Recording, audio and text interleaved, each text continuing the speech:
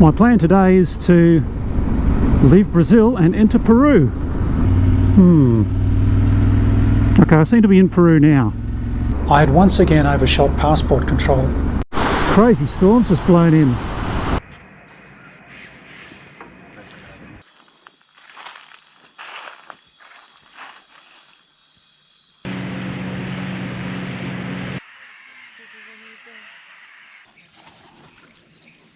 And heading for Cusco.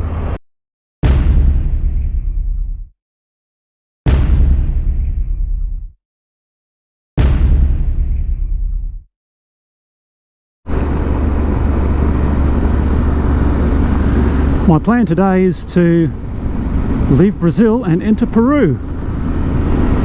They're never really quite sure how the border crossings are going to go, and I've read a few mixed reviews about this one here at Assis, Brazil. So I'm hoping that everyone here on the border is going to be in a good mood and ready to help me out.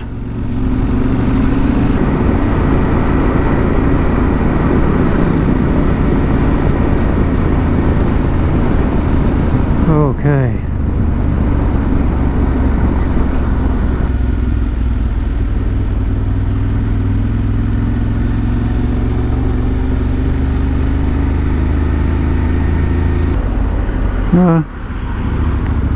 Right. Well, that... Okay, I seem to be in Peru now.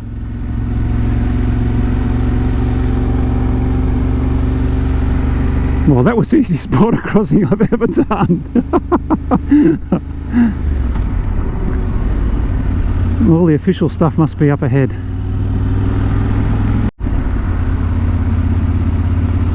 Okay, 500 meters.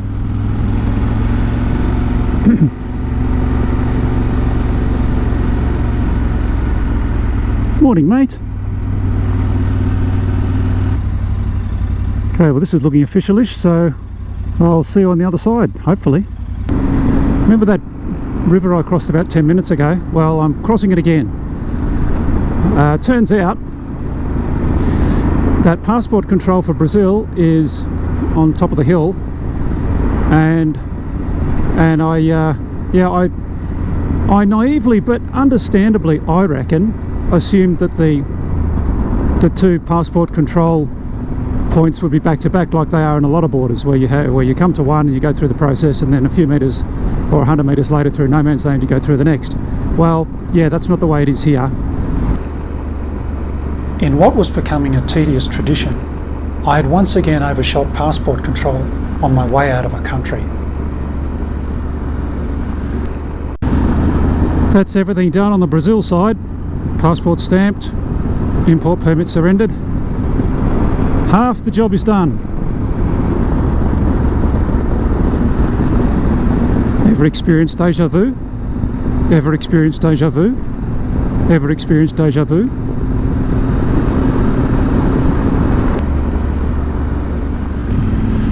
Well, the only delay in that whole process was me not knowing what I was doing. Otherwise, no queues, no waiting around, no worries. From the border, I had a 3.5 hour ride south to reach Puerto Maldonado, my destination for the night. This crazy storm's just blown in. There was a little bit of darkening on the horizon, and then bang! So me and the mate here are sitting out the worst of it. Yeah, big wind, big rain. Wild times in Peru. As the wind picked up, the shelter started to sway alarmingly. Oh, this is really getting heavy now. Staying underneath, we risked having the whole thing collapse on our heads, but if we went out into the storm, we'd get completely saturated, possibly sliced in half by a flying piece of corrugated iron, or struck by lightning. After a soggy ride to Puerto Maldonado, and a couple of days for a breather, I headed to Tambopata National Reserve, which protects 1,000 square miles of Peruvian rainforest. You can't access the area without a registered guide or a boat, so I left the tenere at the hotel and jumped on board a tour with a couple of Spaniards and an English bloke. The accommodation was a step up from my usual mosquito net and tarpaulin camping gear. After a suitably Amazonian lunch of piranha, it was time to head into the jungle.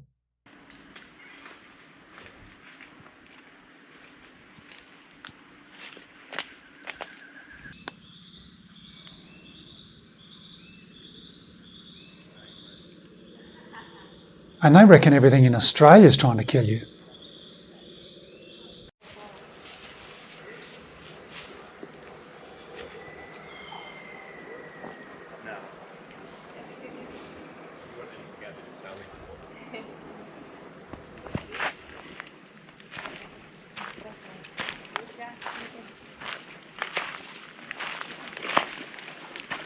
Kind of makes me think of a wise old elephant. It's this massive tree. It's got the sort of wrinkly old skin. Absolutely amazing.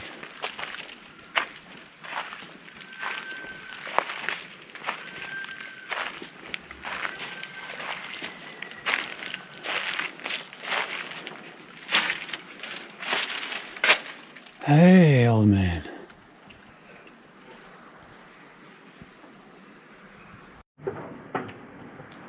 The lodge had erected a tower from which you could look out over the rainforest canopy. As I climbed to the top, I did wonder when the last time the engineers had come by to check it out.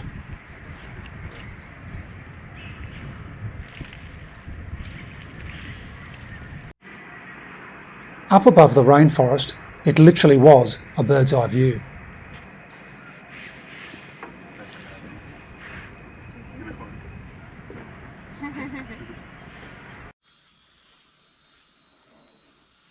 During our stay at the lodge, we walked into the jungle at night to see what we could find.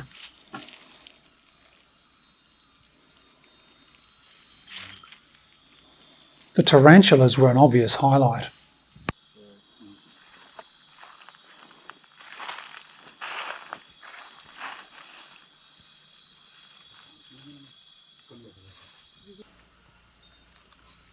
My legs are shaking now. Mira.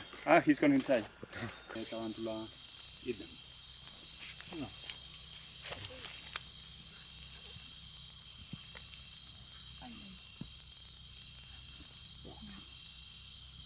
He's so pretty.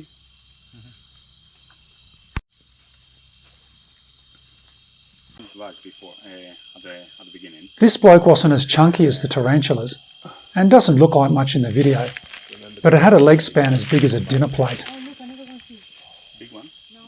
Along with monster spiders and a tree frog, we also saw the back end of an armadillo as it bulldozed its way through the scrub. A small caiman had taken up residence in a pond within the lodge grounds.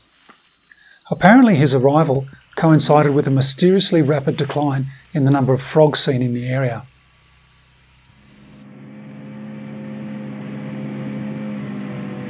One morning, we headed out at 4:30 for an hour-and-a-half's boat ride into Tambopata Reserve.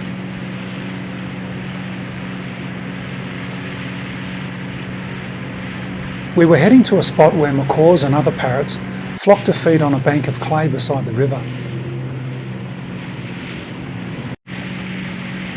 Our guide explained that the birds consume the clay to compensate for a lack of sodium in their diet, and that the clay may also help to neutralise toxins found naturally in the plants they eat. By the time we arrived, the trees above the clay bank were full of birds. Although the Amazon coffee table book classic macaw has the red and yellow plumage, I reckon my favourite is the turquoise.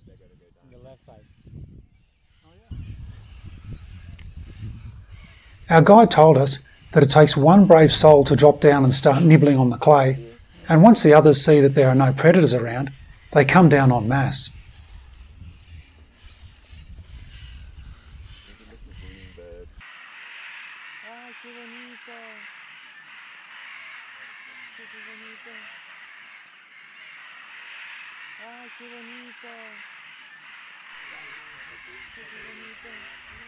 Mira, mira.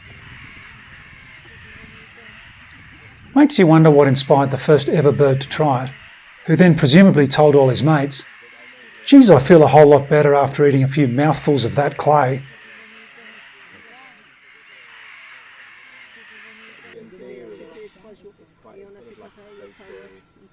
Oh, se han ido todos.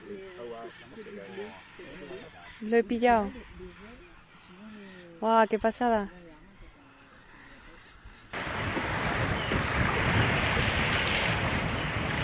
On the way back to the lodge from the Macaw Fest, we were lucky enough to spot a couple of capybara.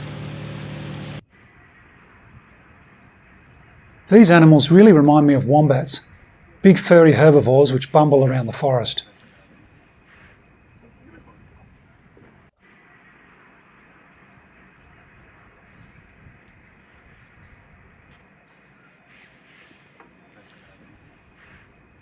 On the last morning of our stay, a troop of squirrel monkeys passed by my cabin. Most forest creatures are secretive, stealthy and camouflaged, but the monkeys go crashing through the jungle in a whirlwind of energy, noise and general chaos.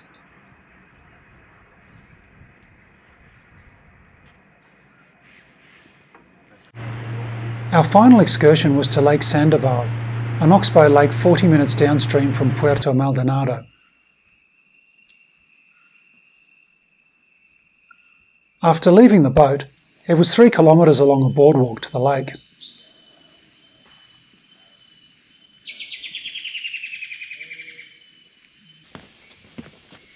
Making our way through the forest, we were lucky enough to find a sloth. This was an animal I was really keen to see, although I was trying not to get my hopes up. But there was old mate all balled up in the fork of a tree, not doing much in true sloth fashion. You can't make it out in my crappy video, but we could see one of the sloth's impressive set of claws. After sitting out a heavy downpour, we launched our canoe and made our way into the lake.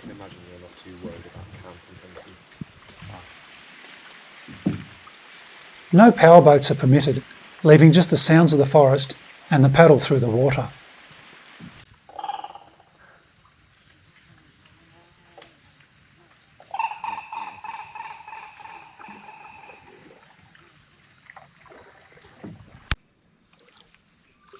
Despite the popularity of the lake for Peruvian and international visitors alike, it's a big body of water and we felt like we had the place to ourselves.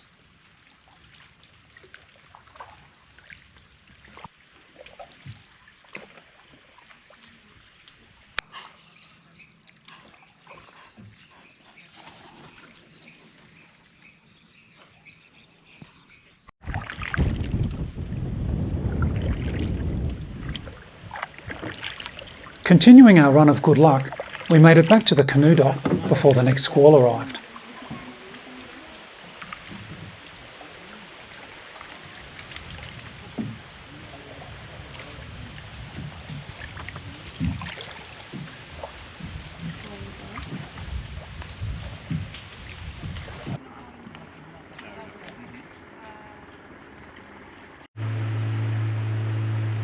I had a fantastic time exploring Tambopata National Reserve.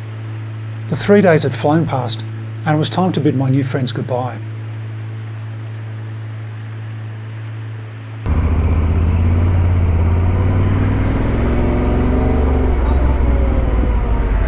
Beautiful sunny day to leave Puerto Maldonado and heading for Cusco. I won't get there today, it's 9 hours. Don't feel like riding 9 hours today. So I'll have a breather somewhere along the line.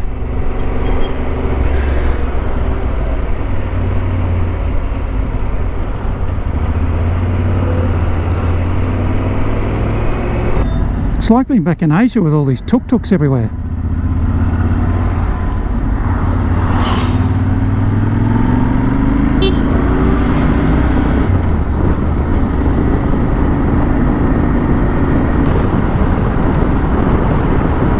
Just looking around, it's hard to believe I'll be in amongst snowy peaks by tomorrow. Growing up in Australia, the Amazon rainforest and the Andes mountain range were faraway places of legend and adventure. Since arriving in South America, I'd been lucky enough to have a glimpse of the Amazon, and soon I would be climbing out of the jungle and into the mighty Andes. Leaving Puerto Maldonado behind, I must admit I was a little worried. How would I handle the elevation and the cold of the Peruvian mountains?